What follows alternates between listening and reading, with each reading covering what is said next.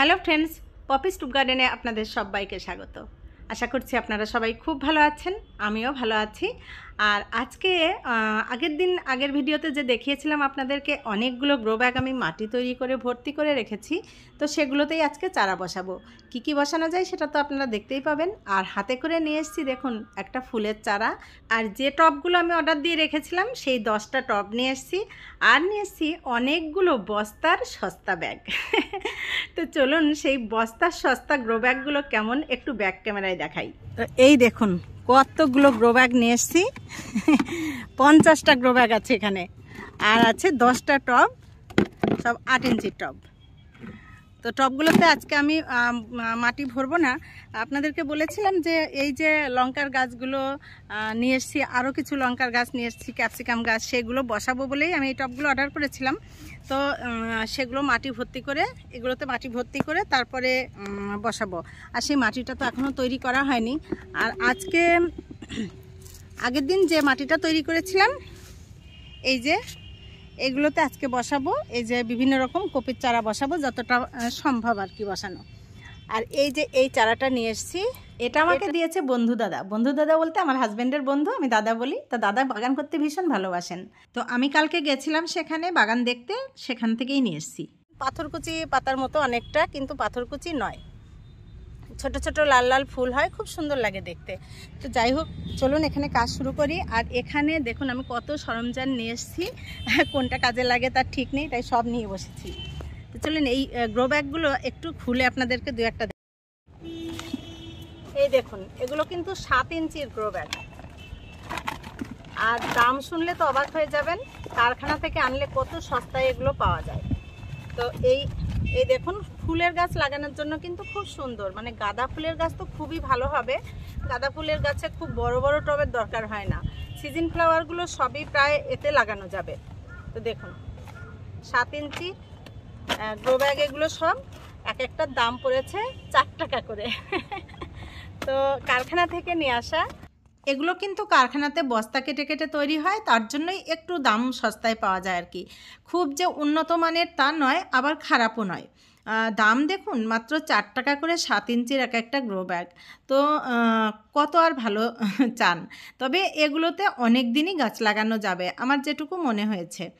আর এটা তো আমি সঠিক জানি না কোথা থেকে এনেছেন, কারণ আমি সেখানে যাইনি কখনো। ওই যে দাদার বাগান দেখতে গেছিলাম, ওই দাদার বাগানে যখন দেখেছিলাম তখনই আমি দাদাকে বলেছিলাম যে আমাকেও কিছু অ্যারেঞ্জ করে দিতে। তো ওই দাদাই আমাকে এনে দিয়েছেন 50টা গ্রো ব্যাগ, আর 50টার দাম পড়েছে 200 টাকা। তো বলুন তো 200 টাকায় কটা টব হয়? এটা 7 ইঞ্চির গ্রো ব্যাগ, আর ভীষণ হালকা। আর গাছ লাগানো এগুলো মানে সিজন চলে গেলে আবার ধুয়ে তুলে রেখে দেওয়া যাবে। বর্ষার সময়টা ধুয়ে তুলে রেখে দেওয়া যাবে, আবার শীতের সময় করা যাবে, সেই হিসাবে খুবই ভালো। তো দেখুন 50টা আমার এখানে আছে। আমি সব ছাড়াবো না, শুধু এখন তো আমি মাটি তৈরি করা নেই। তো আর এটা হচ্ছে 8 ইঞ্চির টব। তো এই 8 ইঞ্চির টবগুলো কিন্তু দশকর্মার দোকান থেকে নেওয়া, আর এটা 40 টাকা করে নিয়েছে। তো এটা 4 টাকা, 8 টাকা। আর একটা ধরুন এই যে 3 4 12 টাকায় 3টে 7 ইঞ্চির, আর এইগুলো 40 টাকা করে। তো খারাপ কি বলেন তো? এইগুলো নেয় হয়তো বা এর থেকে একটু বড় সাইজ যেগুলো হবে সেগুলো হয়তো দাম একটু বেশি হবে, যদি বড় সাইজ হয় তো ভালোই হয় এগুলো কিনে করতে পারলে। তো অল্প টাকায় বাগান করতে চাইলে এইগুলো দিয়েই কিন্তু বাগান করা যায়। এইগুলোরই একটু বড় সাইজ কিনে নিলে বড় গাছ বসানো যাবে। আর সব সবজিই কিন্তু এর মধ্যে করা যাবে। ফুলকপি, বাঁধাকপি, ওলকপি, সব গাছই একটা একটা করে ব্যাগে একটা একটা করে গাছ বসালে কিন্তু এগুলোতেই করা যাবে, সবই করা যাবে। মোটামুটি ধনেপাতা, পালং অল্প অল্প করে দিতে হবে।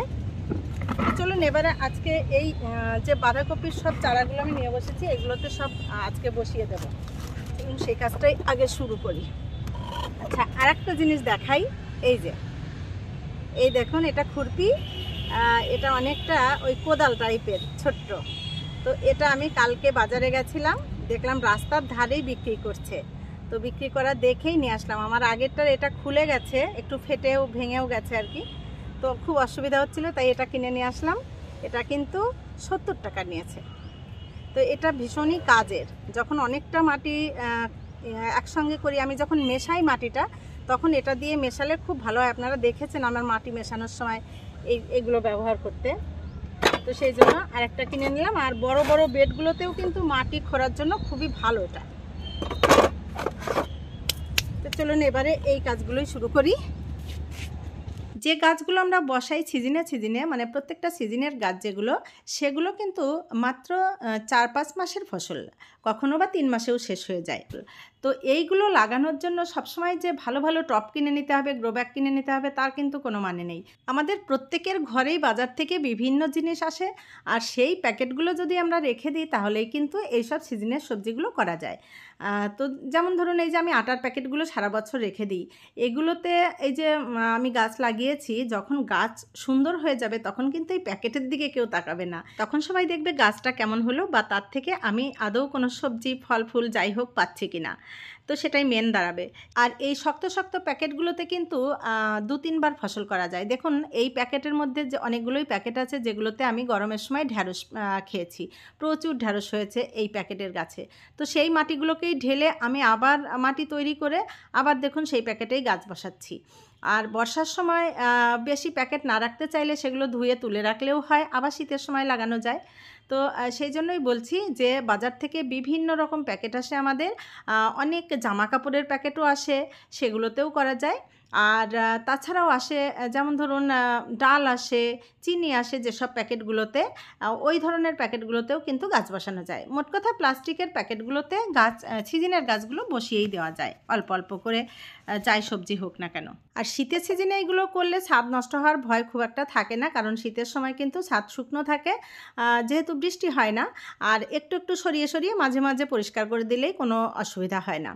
যারা একদম নতুন বাগান করছেন তাদের তো সবসময় অনেক বেড থাকে না হাতের কাছে, তো গাছ তো লাগাতে খুব ইচ্ছা করে হয়তো, তারা কিন্তু এরকম প্যাকেটে প্যাকেটে গাছ লাগাতে পারেন। গাছ যদি আপনি ভালোবেসে করেন, সে আপনি যার মধ্যেই লাগান না কেন, গাছ আপনাকে রিটার্ন কিছু না কিছু দেবেই। আর এবার কিন্তু আমাদের চারা বসাতে অনেকটাই লেট হয়ে গেছে বৃষ্টির কারণে। তো এখন আমরা প্রত্যেকেই চাইছি যে চারাগুলো যে বসাচ্ছি কি করে খুব তাড়াতাড়ি সেগুলোকে বাড়াতে পারবো, মানে বড় করতে পারবো, সেগুলোও এই ভিডিওতে আপনাদের সঙ্গে শেয়ার করব। তো চলুন স্কিপ না করে দেখতে থাকুন। এই দেখুন এতগুলো চারা বসানো হয়ে গেল, মোটামুটি বাঁধাকপির চারা সবই বসিয়ে দিয়েছি। আর থাকলো বাকি ফুলকপির চারাগুলো, ওগুলো আবার অন্য দিন বসাবো, কারণ আবার মাটি তৈরি করে বসাতে হবে। আর কিছু বুলেট লঙ্কার চারা যেগুলো ছিল সেইগুলো সব বসিয়ে দিলাম। এখানে একটা চারা বাড়তি হলো, তাই একটা বেডেই দুটো দিয়ে দিয়েছি। আর ওই যে পাথরকুচি ফুলের গাছগুলোও বসিয়ে দিলাম। একটা মাত্র ফুলকপির চারা ছোট্ট একটা টবে এই যে দিয়ে দিয়েছি, বাকিগুলো আর দিইনি। আর বাঁধাকপির চারা আরও দুটো আমি এই যে এখানে বসিয়ে দিলাম, এই বেডের মধ্যে। এখানে একটা, ওখানে একটা, না তিনটে, এখানে তিনটে বসিয়ে দিয়েছি। এই যে উচ্ছে গাছ রয়েছে, এই উচ্ছে গাছের বেডেই। আর উচ্ছেগুলো কিন্তু বেশ ভালো বাড়ছে, আজকালের মধ্যেই তুলে নিতে হবে। এই দেখুন এই যে এখানে রয়েছে, ভেতরে আরও আছে দু একটা, এই যে। আর ওই দিকেও রয়েছে, ওই যে বিভিন্ন জায়গায় একটা একটা করে রয়েছে উচ্ছে, অনেকগুলোই হয়েছে। চারা তো আজকে আর বসাবো না, এখন একটু বীজ ফেলবো। এই যে এখানে একটা ছোট্ট বেড ফাঁকা করেছি, এটা অনেক দিন আগে যে পালং দিয়েছিলাম সেই পালংগুলো কিন্তু নষ্ট হয়ে গেছিলো, তো তুলে নিয়েছি। একদিন পাতাগুলো সব তুলে নিয়ে আমি তুলে দিয়েছি। এই বেডের মধ্যেই একটু মেথির বীজ দেব। আর বীজ এখন আবার দেখছি একটু পাখি টাকিতে এসে খেয়ে যাচ্ছে, কারণ সেদিন যে আমি ছোলার বীজ ফেলেছিলাম খুব সুন্দর গজাচ্ছিল, আজকে এসে দেখলাম অনেকগুলো বীজ খেয়ে গেছে। পাখিতেই খেয়েছে হয়তো, পাখি ছাড়া আর কিসে খাবে ওইটুকু ছোলাগুলো। ভোরবেলায় আসে, আর মানে আমি আসার আগেই ওদের খাওয়া দাওয়া হয়ে যায়। পাখিরা খুব ভোরে ওঠে, ওদের খাওয়া দাওয়া আগে আগে হয়ে যায়। তো এখানে দিয়ে দিলাম একটু মেথির বীজ। আর এখানে যে গাজর দিয়েছিলাম, এখনও কিন্তু গাজরের কোনো চিহ্নই নেই। বিনস দিয়েছিলাম, বিনসও একটাও এখনও ওঠেনি, আদৌ উঠবে কিনা বুঝতে পারছি না। আর এদিকে এনে রেখেছিলাম একটু দোপাটি ফুলের বীজ, সেটা একদম ভুলেই গেছিলাম, হঠাৎ মনে পড়লো। তো এটা ওই বন্ধু দাদার বাগানে ছিল দোপাটি ফুলের গাছ, সেখানে দেখলাম খুব সুন্দর গোলাপের মতো একদম ফুটে আছে, মানে লাল লাল থোকা থোকা দোপাটি। তো আমি বললাম যে একটু বীজ রেখে দিতে আমার জন্য। তো দাদা তখন বলল যে বীজ এগুলো হয়ে গেছে। তো সেইগুলোই দেখুন তুলে আমাকে দিয়েছিল, আর আমি ওড়নার আঁচলে যথারীতি বেঁধে নিয়ে চলে এসেছিলাম। তো সেগুলো একটা একটা করে বসিয়ে দেব। আর ওই দাদাও আসলে বাগান করতে ভীষণ ভালোবাসেন আমাদের পাড়াতেই, তো আমি মাঝে মাঝেই ওনার বাগানটাও দেখতে যাই। উনি অবশ্য এত সবজি করেন না, উনি ফুলের গাছটাই বেশি করেন, বিভিন্ন রকম ফুলের গাছ। তো দেখুন বীজগুলোকে আমি একটা একটা করে আলাদা আলাদা করে বসালাম, যাতে প্রত্যেকটা চারা আলাদা ওঠে, তাহলে চারাগুলো ভালো হয়।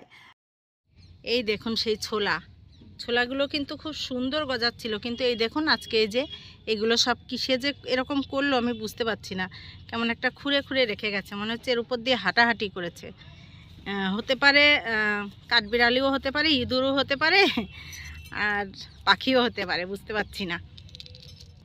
আর যে সর্ষে দিয়েছিলাম, সর্ষেটাও দেখুন ইঁদুরে খুঁড়ে খুঁড়ে এক সাইড থেকে সব বের করেছে কিচেন ওয়েস্টগুলো, আর তার মধ্যেও কিন্তু সর্ষেটা ভালোই গজিয়েছে।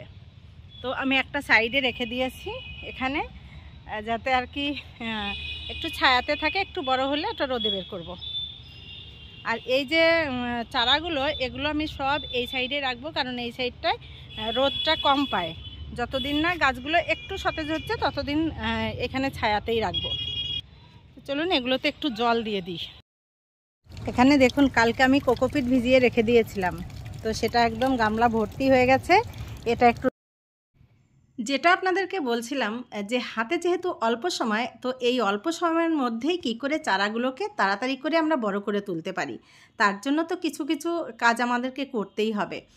কারণ হচ্ছে এবারে বৃষ্টির জন্য যেহেতু লেট হয়ে গেল, এখন তো নভেম্বর মাসের অর্ধেক হয়েই গেছে, তো এই মাসের মধ্যে এই গাছগুলোকেও মানে সব লাগিয়ে দিতে হবে, আবার ডিসেম্বর মাসের মধ্যে সেগুলোকে বড়ও করতে হবে।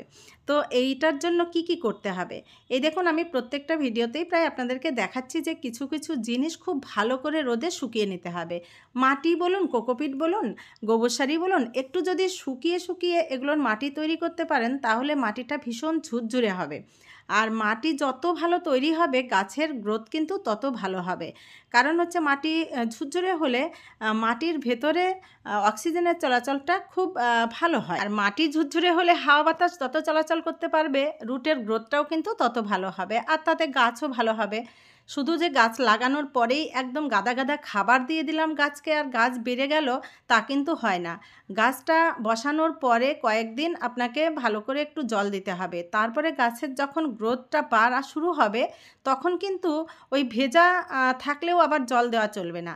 গাছটাকে শুকিয়ে শুকিয়ে আপনি জল দেবেন, তাহলে গাছের গ্রোথটা অনেক বেশি ভালো হয়।